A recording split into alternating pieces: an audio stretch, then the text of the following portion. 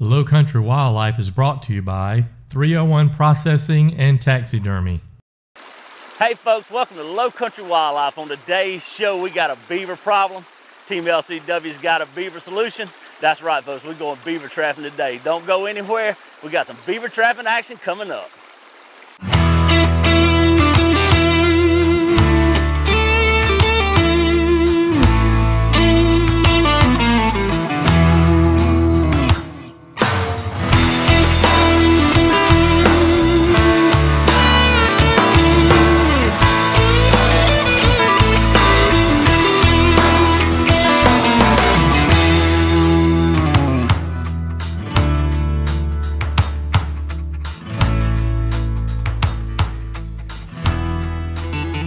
Low Country Wildlife is brought to you by 301 Processing and Taxidermy, Herbie Street Sporting Goods, Skeeter Performance Fishing Boats, Marshall's Marine, Southeastern Pathology, Palmetto Pulpwood and Timber Company, Black's Camp, Sparrow and Kennedy Tractor Company, and Maurice Sportsman's Preserve. Additional products provided by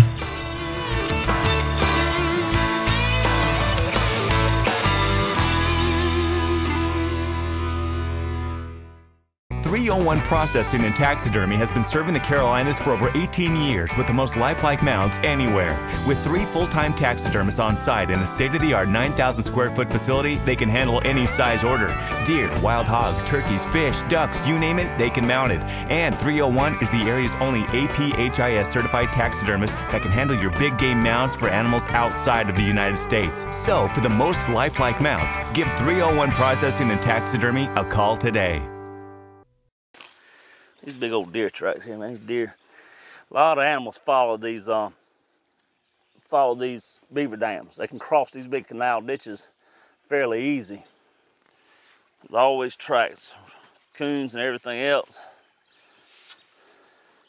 Now you can only break a beaver dam like a beaver builds it, one at a time. You always hear people talk about dynamite and stuff, and that's just non-existent anymore. There's no such thing as getting dynamite to blow a dam up. He's got it dammed up though. You can see all this water on this side of it here. There ain't no water. I got Billy B on the camera this morning. He's standing there in regular old boots. But I got a funny feeling he ain't gonna be standing there long, so I'm fixing to wet him. There's 3 beaver dams. There's always 3 beaver dams. Not always, but most times there's 3 beaver dams. You got water flowing, the beaver finds a little pinch point. And what he finds is normally where logs in the water, or where the ditch narrows up, or any little creek narrows up. It's an easy place for him to start. He'll go to the bottom, and you can see the sticks all across the top of this thing, but the bottom of it is all mud. And he starts at the bottom and pushes that mud up. And he'll make him a line across the bottom. And he'll go back and he'll do it again. And he'll keep working from the bottom up till he gets that current broke. He'll build it right on up. He'll start putting sticks in it, and he'll get the current stopped. He'll go up there another couple hundred yards, and there's one up around the curve here. We'll show you in a minute. He'll build him another dam. That'll be a little better dam. It'll hold the water and it'll completely stop it. Between 2 dams, that water's completely stopped flowing. He'll go up another 100 yards where he really wants to live and where he wants all his water at, and he'll build a for real dam. He'll build this one. This one won't. You can see a little trickle of water coming through these here. He'll build that last one. The one on the very front will be the serious dam. That'll be the one he maintains all the time, that holds his water, keeps his food in the water, and that's what he's after. He's wanting that water level to stay up so he can swim and get his food off the bank. He don't want to get up and run up there on the bank, because if he does something, I can get him. Backs that water up, he can swim to his food. He's a lot more protected like that. There's a big log he started with right down the bottom. What we're going to do is, folks, we're going to break this back dam. This is the 3rd dam in a row. Like I said, this last dam here was the very first dam he built. So we're going to roll this water out of here. We're going to go up to the 2nd dam. We're going to roll that water out of there. We're going to go to the 3rd dam. We're not going to break it all the way. We're going to break it a little bit. And we're going to start setting traps. So we know he's going to keep that main dam up. We're going to get rid of this water back on the back side of his main dam. That way when we start turning the water loose up there, it's got somewhere to go so it don't back up. So I think this right here is broke enough to get the job done for the time being. So let's head on up to beaver dam number 2. All right, folks, we've moved on down about 200 or 300 yards. I reckon we've moved on up current, right, really. And this is dam number 2. So we'll get down here, we're gonna break this dam also. And then when we get down here, I'll be able to show you the main dam before we go down there to it. Dam number 2.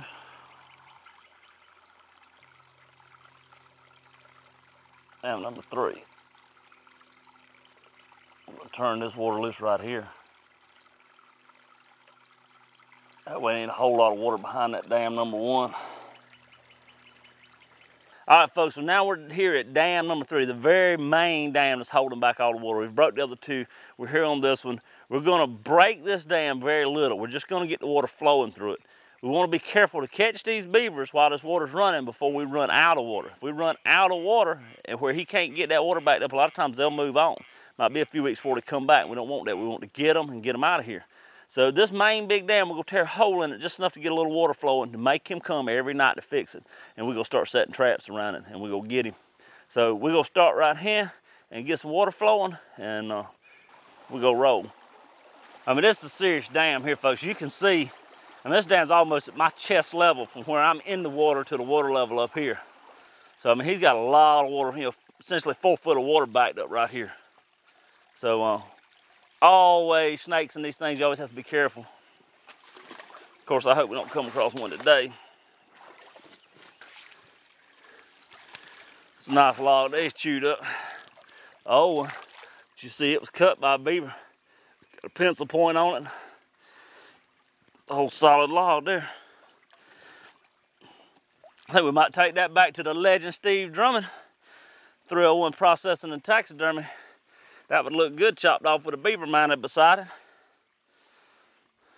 Let's take that back to him when we go. Just trying to get all this stuff out of this dam here to where water flows pretty freely.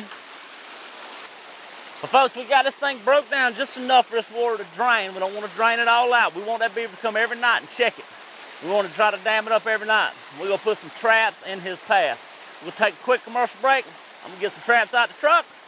And we're going to set some traps when we come back. Don't go anywhere. LCW be right back with more beaver trapping action. All right, folks, welcome back. So we're going to set some traps. And like we talked to you before, we'll start with this foothold trap. And what we're going to do is, this trap's on a rod. We're going to stake it down. One end will be on the dam, the other end will be in the mud at the bottom of the water here, about 3 or 4 foot deep. When the beaver gets caught, it's like you catch a fox or coat. He's going to run and he's going to slide that thing. This trap will go all the way to the bottom. That lock won't come back. So when he gets caught, he's going to go down. It's going to hold him down in the water. He won't come back. So what we do is we got this dam broken. The whole concept behind this is he's coming down. He knows he's got to dam his water back up. So he's going to have a stick in his mouth, like so. And he's going to swim along and he's going to get up there and he's going to want to put that stick in that dam right here. Start stopping that water flow. The thing he's going to do is he can't get no balance. If he pushes, he's going to push himself off. So the first thing he does is puts his back feet down on the bottom to get a good solid grip so he can force this thing in the mud. That's where the trap comes in. When he puts his foot down, it's just like catching any animal in a foothold trap. He's going to put his feet in that trap and it's going to fire on him. And what I'm going to do is take this stick and stick out here. So when he swims up, it makes him go left or right of my trap. I don't want him to actually go right over my trap, because he might fire it with his belly or something as he's going across it. So what I want him to do is swim up there. I want him to go around this stick. And this stick's gonna be all the way under the water, all the way at the very tip of the water. He'll go around it. Gotta get his head and the body to where the dam is. Then you want him to put his feet down. By that time, he'll be centered himself back up and he'll put his feet down in this trap. Now you ain't gonna be able to see, but I've made a little bowl under here. It's a little indention for this trap to sit in, about 18 inches out from the dam. And I'm just using my foot as a guide.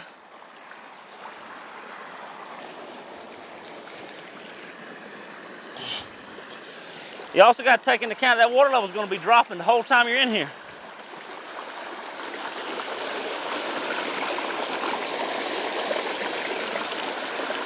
And these traps will hurt you if you're not careful. I know that from experience. So we're just gonna force this in down in the deep water.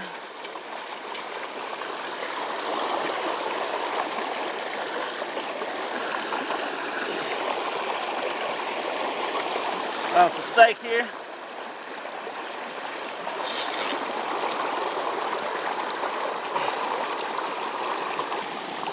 Here comes the fun part.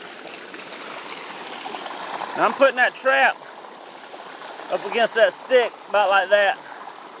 Maybe a little bit off from it. So when he comes around on him.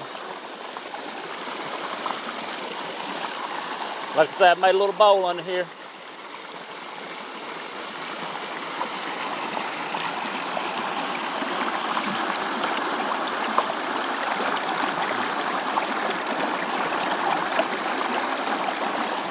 Alright, it's a done deal.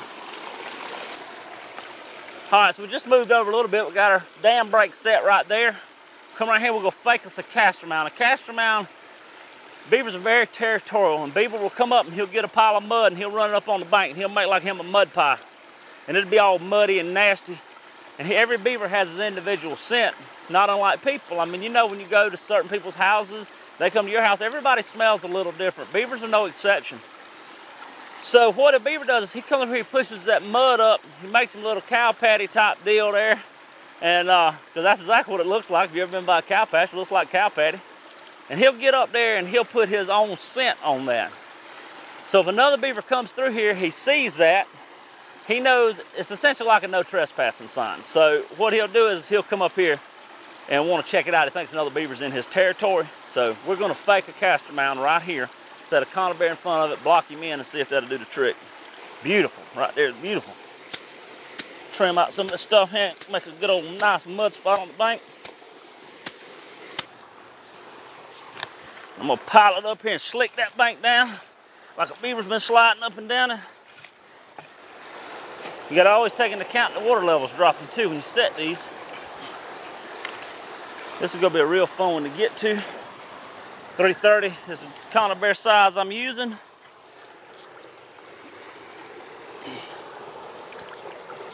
Perfect right there.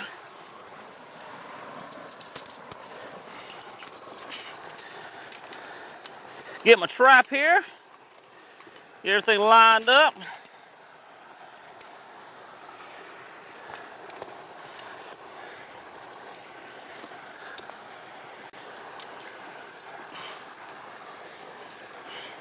Because when you squeeze it, you better be ready to roll with it. It's locking.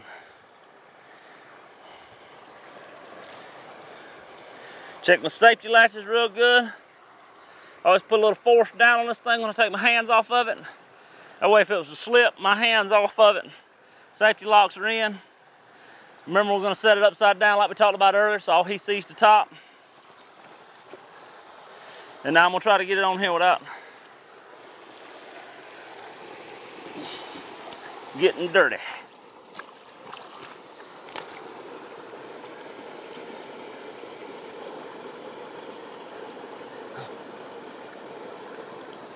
Got it in place.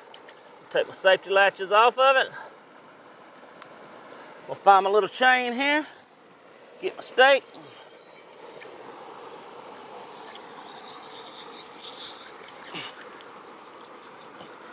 Stake it down. Like I say, I've set it all the way down in the water. But this water level's gonna drop an inch or so tonight.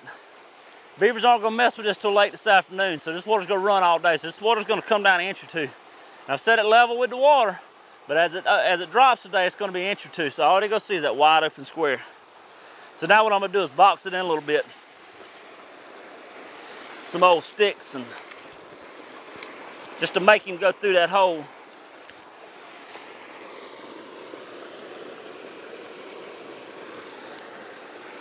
And that's it. When he comes up here, I know he's coming right here tonight. There's no doubt. If I miss him in that trap, or if there's another beaver, he should come over here. I can already tell my water level's dropping on that trap there. But that's it. That's your castor mound set with a conibear, 330, or body gripper as some people call them. That's her. So we're gonna move up the ditch here a little bit and set us a snare.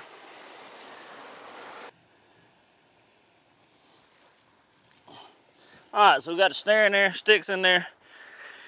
The object is I got it about, I just could stand to put a little bit more in the water because it's go. The wire on the stick holds the snare in place, so the snare gets around his head, around his body until it pulls tight. So we got a pinch point, got a mud bank, looks like a beaver's been sliding up and down here. I'll stake it off real quick before I forget to do that. And all I'm gonna do now is I'm gonna funnel him a little bit more.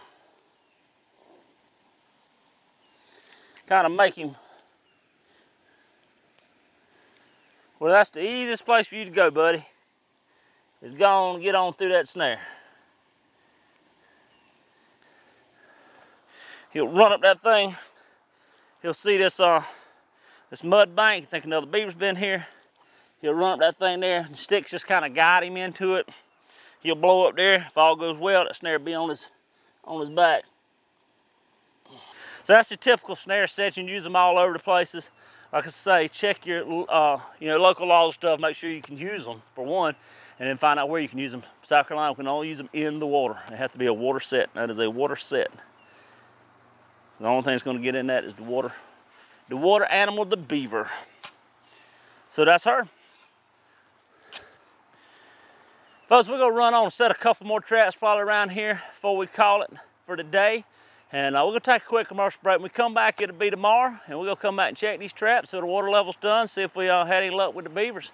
And you're not going to want to miss it, so don't go anywhere. LCW will be right back. Black's Camp is a full-service fishing camp located on the Santee Cooper Lakes that's been serving South Carolina since 1951. Stay overnight or spend the weekend fishing in one of our waterfront apartments, cabins, or mobile homes. Plus, find everything for your fishing trip from live bait to hooks and lures in our tackle shop. And you'll also find a full-service restaurant that serves up the best food on the lakes. Black's Camp and Restaurant. Call today or visit us online to schedule your next fishing adventure. This segment of Low Country Wildlife is brought to you by Skeeter Performance Fishing Boats. Hey folks, so welcome back. So today's a new day. We've come back to check these traps. We had an absolute flood last night, and that always puts a lot of water. That adds a lot of different things happening to the beavers and stuff when the water level's coming up. They don't realize the water level's dropping, so a lot of times they don't move as much. So anyway, we're back. We'll go check the snare here first, and I can see the snare is knocked down. And the animal didn't go through it. What happens is the way you set them snares is when the rain beats down on them, it actually just beat the little locking mechanism down so it don't fire. But get down here and take a look at it just to make sure no animal's been up in it.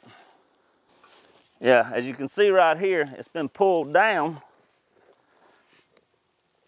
Well, not pulled down, it's been beat down, and it just fired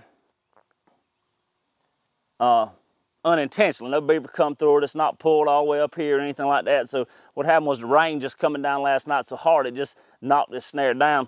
So all I'm gonna do, nothing's changed about it. I'm just gonna set it right back.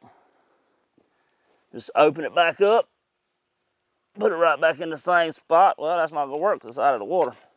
So now I gotta move everything a little bit. Find a couple little sticks here to kind of make a little guide. Kind of make him go through there.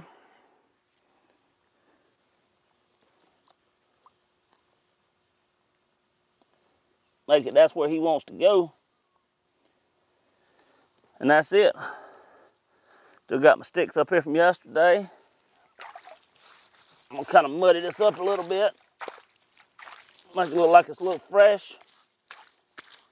Like a beaver's been sliding up and down it.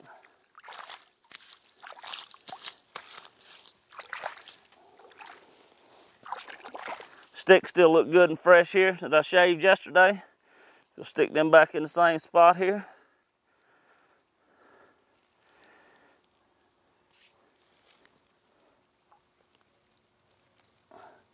And that's her. It's ready to go for you again tomorrow. So let's get on down here to the dam and check these traps down here. All right, so we've moved down just a little bit from the snare back down here to the dam. And I can't tell about the foothold trap. Can't tell if there's some in it, but I do notice my conibear stand is gone, or the trap's off the stand, so there's a good chance there's a beaver in it. Usually they'll knock it off that stand when it fires. Yep, I can see him under the water. See if I can get down in here. Boom, baby, we got him. Got him, got him, got him. See if I can get him up here and show him to you.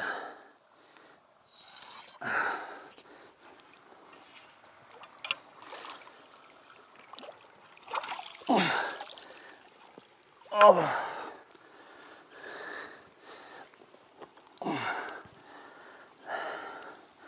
That's a cool animal right there, but he does cause a lot of problems. I mean, you can see all the water he's dammed up. Just a unique animal, man, with a big tail, big web feet. I mean, they can swim like a duck. The front feet are about like hands like me and you have. Look a lot like a coon foot or something, a possum foot, but do all kind of stuff, man. They can grab mud and sticks and swim, and just an awesome animal. And we got him too. So I'm gonna leave him right here just a second. I want to check this this foothold trap we got. See what it looks like. Oh yeah, that's a good one there.